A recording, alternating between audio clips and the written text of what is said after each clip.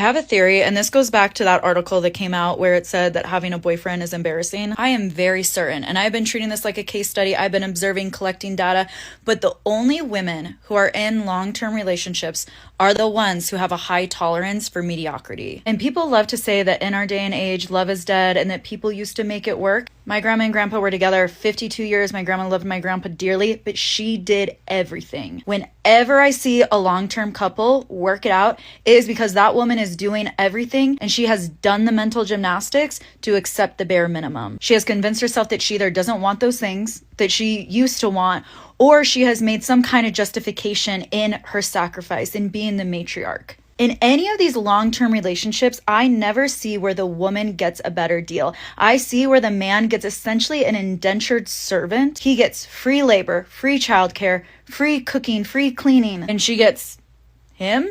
And I would say the best case scenario, she maybe doesn't have to work, but in most of the scenarios, she is also working and she is doing all of the housework. I'm sure there is a very small majority that maybe has one of the good ones, as you guys would love to say, but I don't even trust you guys because I see the mental gymnastics that you do to live in that cognitive dissonance because no one wants to admit that they are accepting the bare minimum. No one's going to admit that they're unhappy, or else honestly you would have a psychotic break. You would probably kill yourself. But for most, and when I sit down with my friends and I hear actually what's going on in their relationship, what it is built on is extreme codependence. It is the woman who has her childhood wounds, who painfully desires to be picked, who is in absolute survival mode, whose cortisol is shot up so high that it has literally shut down her prefrontal cortex to even be able to think, to see that there is a life that could be peaceful without this man. She can barely make decisions. And I've just accepted at this point, my tolerance is so low. I truly used to think I was someone, I was like, I'm going to have 5 kids. I'm going to get married one day. I thought I really desired that, but I'm just like,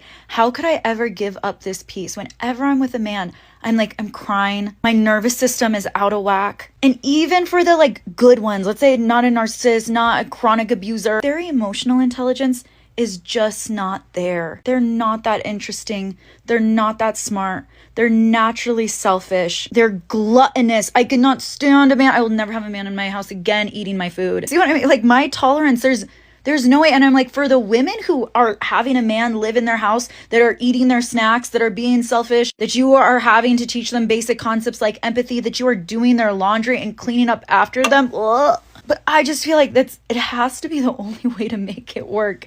And I'm opting out. I'm opting out of that contract.